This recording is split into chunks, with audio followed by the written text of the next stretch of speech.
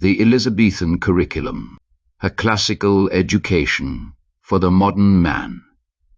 Lecture 10, Virgil, the Aeneid, Fire and Leaving. The Aeneid begins in the middle of things, in medias res, as the technical term has it, a device Virgil borrowed from Homer, and which the Elizabethan schoolboy would have been taught to recognize and admire. We do not begin at the beginning of Aeneas's story. We begin with a storm, with ships being torn apart in the Mediterranean, with a hero crying out that it would have been better to die at Troy, and only gradually, through flashback and narrative, do we assemble the full picture of what has brought him here. This is not merely a technical device, it is a statement about how experience actually works. You find yourself in the middle of a catastrophe, and only afterwards, if you survive, do you understand what led to it. The catastrophe that shaped Aeneas is the fall of Troy, and Virgil's account of it, in the second book of the Aeneid, told by Aeneas himself at the court of Dido in Carthage, is one of the great sustained passages of narrative poetry in any language. Aeneas has been asked to describe what happened. He hesitates. He says, "You ask me to renew unspeakable grief," and then he tells it anyway, because the story must be told even when the telling is destruction, which is itself a statement about what memory costs and why it cannot be refused. The Greeks have been outside Troy for 10 years. The Trojans have grown accustomed to the siege in the way that people grow accustomed to any prolonged catastrophe, accommodating it into daily life until it begins to feel like the natural condition of things. And then one morning, the Greeks are gone. The camp is empty. The ships have sailed, and on the beach they have left an enormous wooden horse.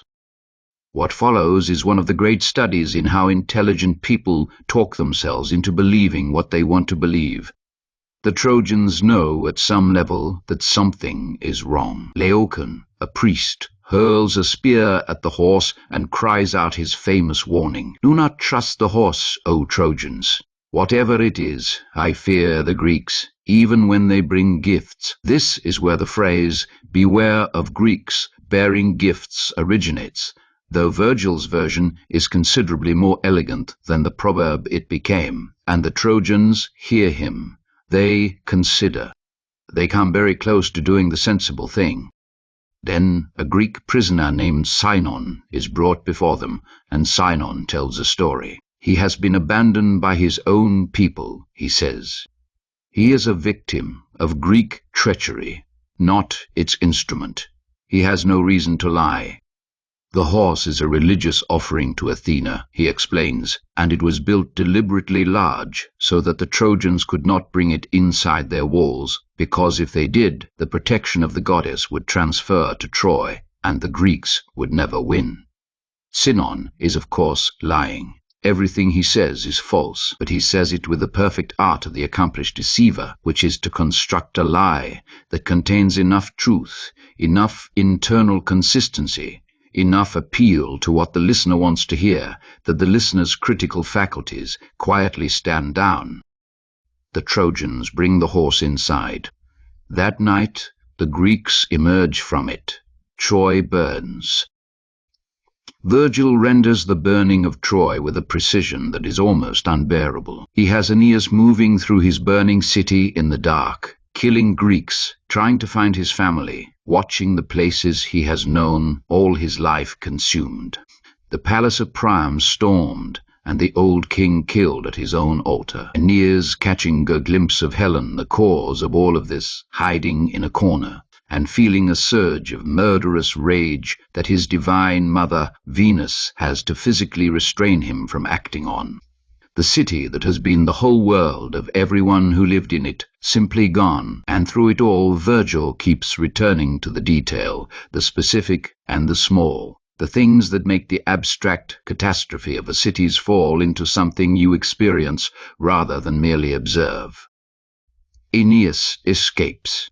He carries his aged father Anchises on his back, leading his young son Ascanius by the hand. He has told his wife Creusa to follow closely. In the chaos and the smoke and the darkness of the burning city, she is lost. He goes back for her. He searches. He calls her name, and then her ghost appears to him and tells him she is already dead, already a shade among the dead, and that he must go on without her. He must go on. It is the first time the poem says this, in this form, but it will not be the last. The whole of the Aeneid is in some sense a meditation on what it means to keep going, when everything that made going worthwhile has been taken from you. The wanderings that follow occupy several years and several books, and I will not trace them in detail because their purpose is structural rather than narrative. They are the period of formation, the years in which Aeneas learns what he is carrying and what it will cost him. He visits the site where Rome will one day be built and does not know what he is looking at. He descends to the underworld, and we will deal with that in our next lecture. He loses his father Anchises to death, which is the bereavement that sits underneath the whole poem, the way a low note sustains beneath a melody. And then he arrives at Carthage, storm-tossed and exhausted, and meets Dido. Dido is the queen of Carthage, herself a refugee, herself a founder, a woman who has lost a husband to treachery and has built something extraordinary from nothing in a foreign land. She is, in other words, Aeneas's mirror. She has done what he is trying to do. She has taken a remnant of a destroyed life and made it into something that might last. When they meet, the recognition between them has the quality of people who have survived the same kind of catastrophe and find in each other for the first time someone who does not require the catastrophe to be explained.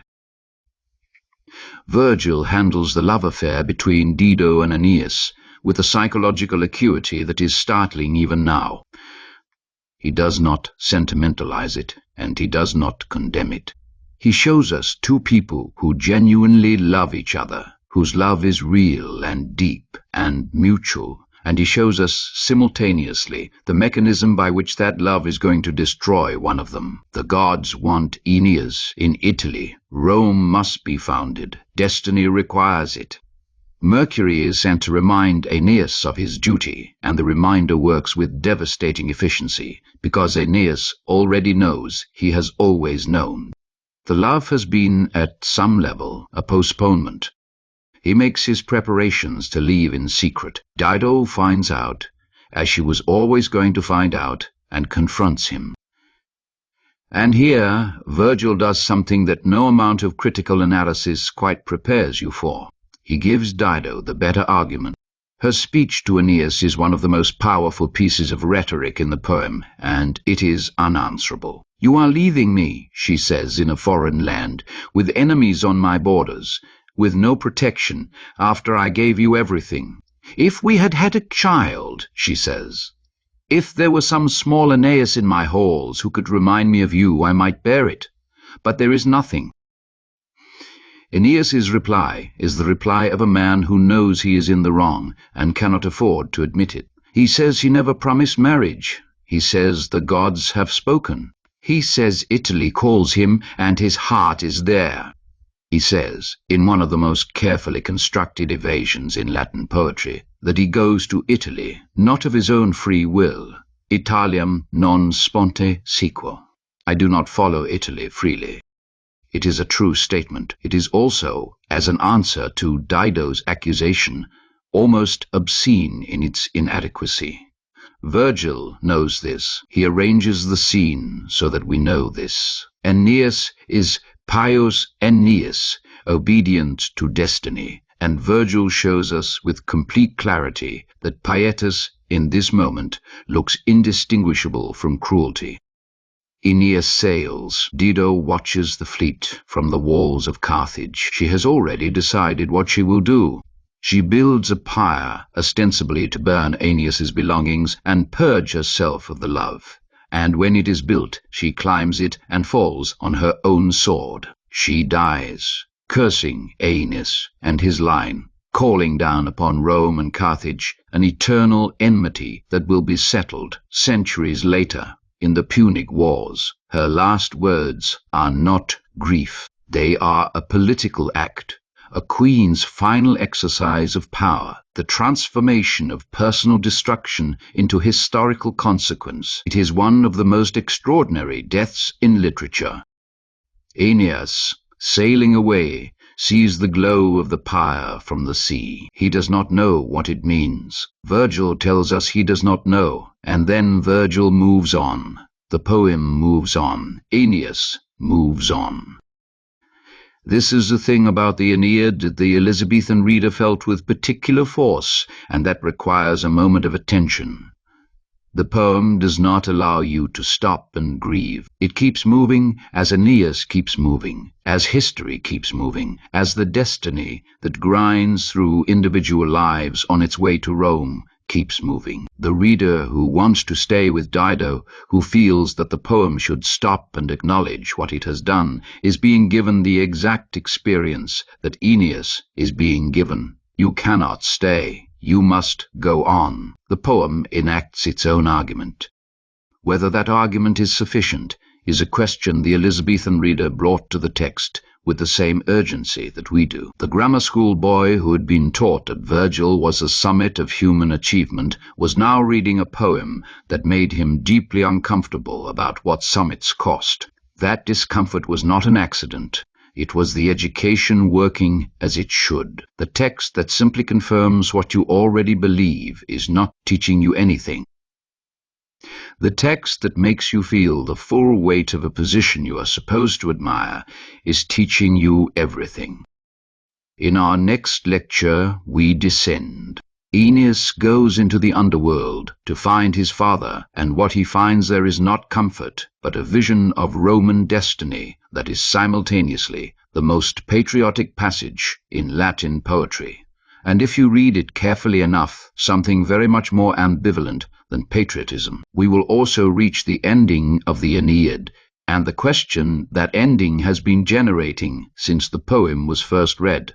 Why does it end like that? Why there? Why him? Virgil asked for the manuscript to be burned, and when you reach the last lines, you begin to understand why. End of Lecture 10.